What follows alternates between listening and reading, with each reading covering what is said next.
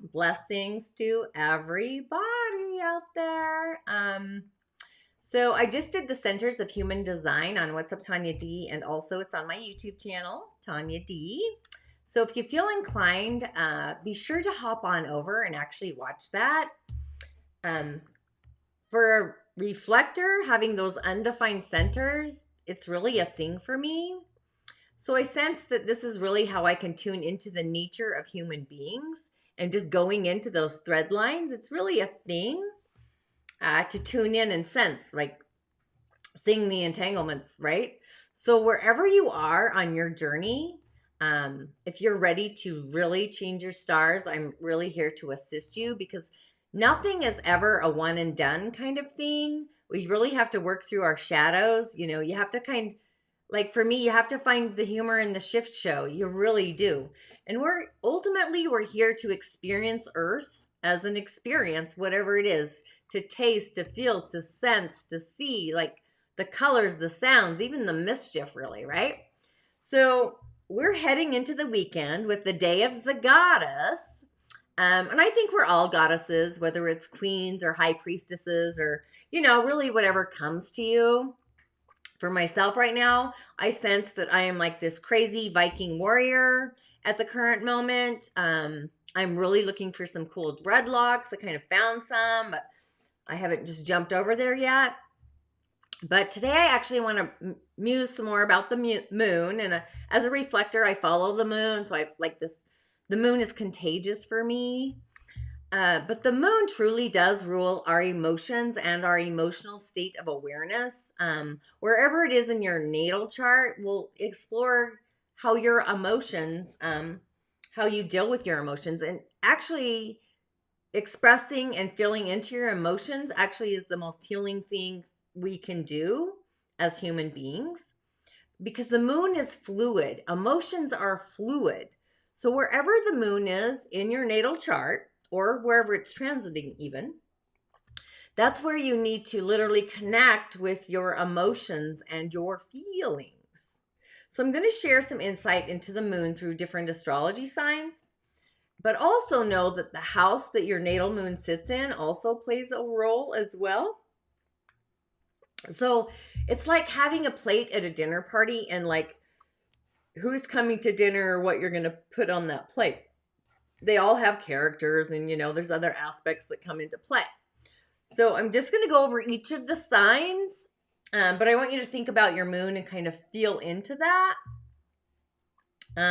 So an Aries moon, somebody with an Aries moon, that's like great for making money. It's work, it's sales, it's business, improving, it's strength, it's courage, and it's passion. So it's like an Aries sun, but it brings the emotion to the Aries like field. My son is an Aries, and he is like, he does not back down. So an emotional Aries moon, like their emotion is like, woo, it's like a wave, right? It's also fire. So there's an aspect in there as well. Taurus moon, these are like sensual beings. They're the practical, every day to day. They kind of are in the flow. Real estate, finances, love, sensuality kind of thing. So their moon is like, they like practical, clean, nurturing kind of aspects in a way. So a Gemini moon is, Gemini is travel, it's communication, it's sales, it's acting, it's public relations, it's actually healing as well. But a Gemini moon, like, they get their mind involved with their emotions. So they want to talk about how they feel. That's how they heal that aspect of themselves. Now, the degrees also that your moon is in, that actually adds another flavor, but I don't want to confuse you. So my son actually has a Gemini moon, and he has to talk about his emotions. That's how he heals himself. So that's what a Gemini moon does. It's talking about the emotions. Where a Cancer moon, they need to nurture their emotions. Cancer is the moon. So people with a Cancer moon, that's in its home sign. So they're this derivative. So the moon in Cancer would be your intuition. It's nurturing, it's sympathy, it's also fertility, it's the home and the family. So they kind of want to nurture those aspects in their beingness. So to nurture my moon, that would be cooking at home. Sometimes I just like cooking. It's therapy for me, whether people eat it or not. It's really a thing. But yeah, it brings me into my state of awareness. And no, I don't have a Cancer moon. I do have a water moon, which I'll get to. But a Leo moon, their emotions are like, they're like the fire. They are the sun. So it's courage and success, and it's love or rage. So their moon is very loving, and they want to be stroked and pampered and pride. It's all those kind of juicy things. Fame, it can be power over others. So somebody with a Leo moon, they express their emotions like in a lioness or a lion kind of way. Where a Virgo moons are, they're hyper aware. So their moon is hyper aware of everybody's emotions and then some.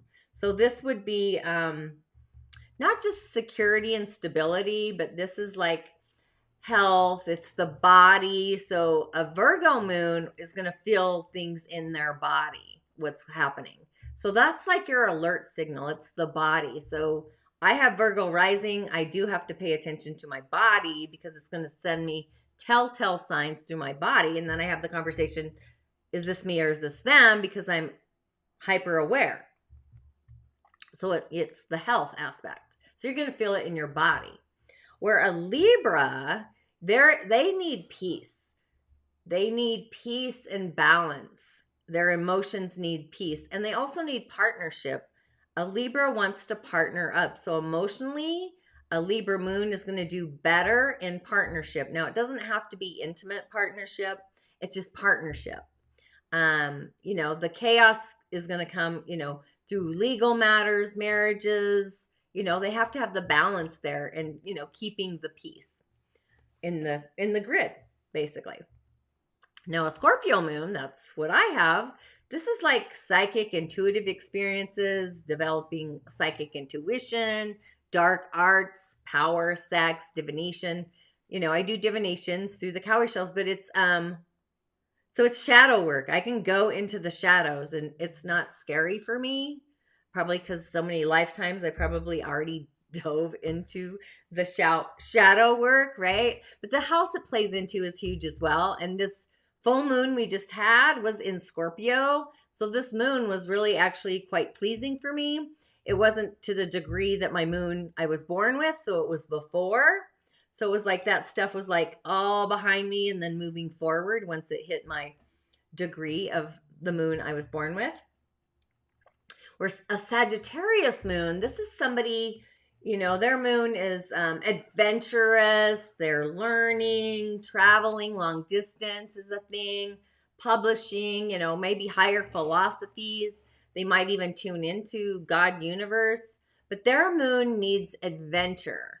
They don't want to feel stagnant. It's like a horse running out of the gate. They need that kind of excitement and inspiration. They're actually filling into their moon before they've actually finished filling into their moon. They're filling into the next moon. It's your beliefs. So, tuning into your beliefs and not letting somebody else tell you what your belief should be or shouldn't be. And just filling into that aspect of your moon. And again, where sitting in your chart tells even another layer to your story. Now, a Capricorn moons are kind of cold. They're in control. They need stability. They're all about material wealth, ambition. That's where their moon goes. For them to be grounded in their body, these are things they need to feel stable in their body. In the physical world is, career, politics, this higher standing kind of thing. That's why their moon actually feels pretty cold. Until they get in touch with their moon. So yeah, that's kind of how I feel into that. So an Aquarius moon is innovative. They're healers. They bring in peace and harmony, freedom, innovation, rebellion, science. Like it's innovative science. That would be more like astrology versus astronomy. They're going to see things like a starry night. just finding different solutions that are like outside the norm and having higher vibrations and just different understand. They appear aloof actually. So an Aquarius moon needs to actually flow into their heart to bring balance into their moon space, because Leo is the opposing sign of an Aquarius, but they're more innovative, I think, energetically or in relationship. They're probably more kinky or innovative in their aspect. That's kind of what their thrill is. Taking things to the instigation or the next level, going further and further, kind of pushing the boundaries, pushing the frequency. And Aquarius is frequency, so that totally makes sense. We're Pisces.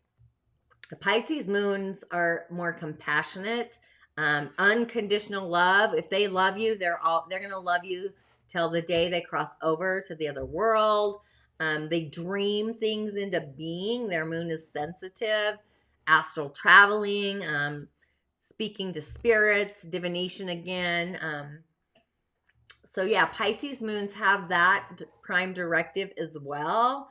Actually, all the water signs are pretty intuitive and psychic, and we all have all of these signs and planets in our chart. So every body energetically really has some aspect of spirit within them. It's just how it plays out.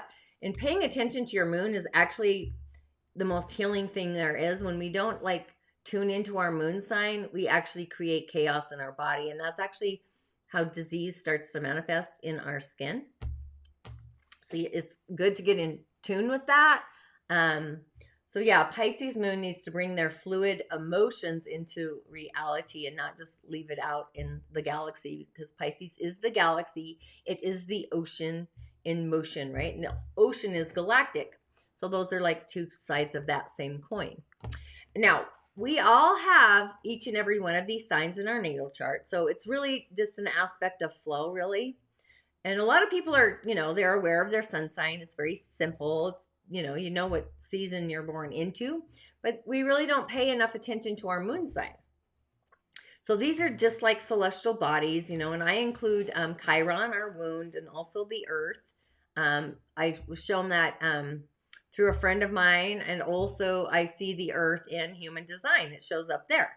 But ultimately, we come into earth school to heal our wounds, either through the wounds of our ancestors, our lineage, a past lifetime. So there's all of this stuff, this cosmic soup. And you'll notice, how all of this is actually coming up right now as well. Just on the earth plane, it's, we're not even in the middle of it yet, quite honestly, but our moon is actually our essence. It's actually more important than our sun in a way, because emotions, the position the moon is in when you're born, emotions, they're fierce. They can be fierce. They can be a tidal wave. They can be a thunderstorm. They come in, I always bring in the elements because I have this other thing, choreography going on with the elements, but, a tornado, a hurricane, water, thunder, volcanic, emotions have those kind of disruptors. So if you were to see the moon kind of along with the sun as a tree, like I'm thinking of a baobab tree, they're giant, freaking enormous. But the sun would be the aspect of the trunk, like going up into the galactic universe. And the moon, because it's an opposing, would be the roots. That's why I'm thinking of the baobab, because it functions differently out of all the trees on the planet than, our everyday tree. And they're thousands of years old, like thousands, the dark ages kind of stuff. So just kind of envision your sun sign as your trunk and your moon as your roots. Or, like I said, even backwards, really. But because the trunk is this visible part with the bark and a surface to it, have you ever hugged a tree or sat by a tree in meditation? It's hugely, you can kind of grab into the shift and the change of the tree, because nature is always in transformation. But it appears, the most important part, which, the trunk is the most important part, but it also adds a flavor and a character as well. But really what makes your tree aspect or your sun shine it's actually what's hidden beneath, which is the roots. And even in Chinese astrology, we have the branches and we have the stems, and it's what's hidden under the branches are the roots underneath, but we don't generally pay attention to, but they're actually a huge aspect. I use most of this for healing and stuff, but not so much of the trivial world things. But the reason they're more important is because roots spread out and they go in a variety of directions. And also the roots, what you root into, absorbs different nutrients that create a stronger sun or a stronger trunk. So this also goes for the moon from your moon sign. So like the tree of life spreads out all those branches when you think about or see the tree of life. And it also creates fruit and flowers. You know, you're in the flow with the seasons and what's happening. Like if you were just to visualize a tree, like right now, trees are blossoming, the leaves are coming out. You know, come summer, we're going to have the blossoms. Come the fall, we get the harvest. So it's like this cycle. So energetically, we go through this as well. It's just, you know, tuning into it. So the degree of our moon sign or the degree of our bloom depends on how well your moon can actually absorb those nutrients and bear those fruits. So as a reflector, that's why I'm focusing on the moon, is just following the moon. So when you start to view life as the goddess that you are, ultimately, you are living through your moon sign design. And you really start to vibe and vibrate into a different clarity or a flow and start attracting different opportunities or, you know, just different attractions in general. So words like fortune or flow or, you know, spiraling, geometric shapes, angels, you know, all kinds of stuff, you can tune into that through your moon sign. So it's our moon sign, not our sun sign, that attracts that emotional frequency to get us to our happiness in our earth world journey or our love space or whatever that is. And it supports not just our soulmates and different career opportunities. It's our moon. It's romance. It's income. It's flow. It's water in our chart. The moon kind of is a bubbling spring. It really gets things going and flowing. So how that flows, in my Change Your Stars, I actually talked about each of the elements in the Dagara cosmology, and I'm thinking about how the water, water, you can't see it, but it will spiral. There's really, my sense is there's scalar waves in the water. You know, it's got its, that undercurrent, just like we have scalar waves in the outer current. So that's kind of where my frequency goes. But what's cool and also interesting is the full moon is always in the opposing sign of the sun, but it's the degrees that fill out the story of the essence of that moon. Same with the new moon, but the full moon is our moon sign. You know, it's the same. No, sorry. But when the full moon is in our moon sign, that's what I meant to say. You're showered with these opportunities that are powerfully for purifying our essence. So it's got this energetic detox that assists us in removing negative emotions or debris, trauma, limiting beliefs. And the reason I said that is because this full moon we just had was actually in my moon sign, like I said right before. So it was like just clearing out all the chaos for me. Not that I really have a lot of chaos, but that I could kind of feel into that. So it was intense because it was in my sign. But when it's in the new moon in your moon sign, so that's the sign it's in. So come Scorpio season, my moon will be in its new moon sign. It just depends where yours is. But all of those 60 trillion plus cells in our body get magnified and they absorb the galactic, cosmic, universal energy on the new moon. So we feel, I would say like we feel like a fairy. We got all these lights emanating off of us. So just like the tree and the roots, we're literally sending up nutrients from the ground, the earth plane, back out into the galactic corridor. So that's why it's such a magical time and perfect in flow for creating new beginnings in our star story. So that's part of, like, Change Your Stars is part of this magnitude of bringing in not just the astrology aspects of the cosmos and the galactic universe, but it's also understanding the elemental field and kind of where we are in between the earth plane and the galactic corridor, and being that channel. And then we create our own magical torsion field. So yeah, and this Sunday again, I'm not doing the Blockbuster show because, of course, it's the day of the goddess. Truly, we're all mothers in some aspects, so we need to nurture our inner beingness, connect with our moon. So I will, I'll see you the following Sunday for the Blockbuster show. Be sure to fill out the form if you want to be on my show. I'll give you some insight next Wednesday of what I'm going to muse about. And as always, I'll see you on the other side. InSHalla and Ashe. As always, blessings. So yeah, enjoy your Sunday, fun day, being the goddess that you ultimately are.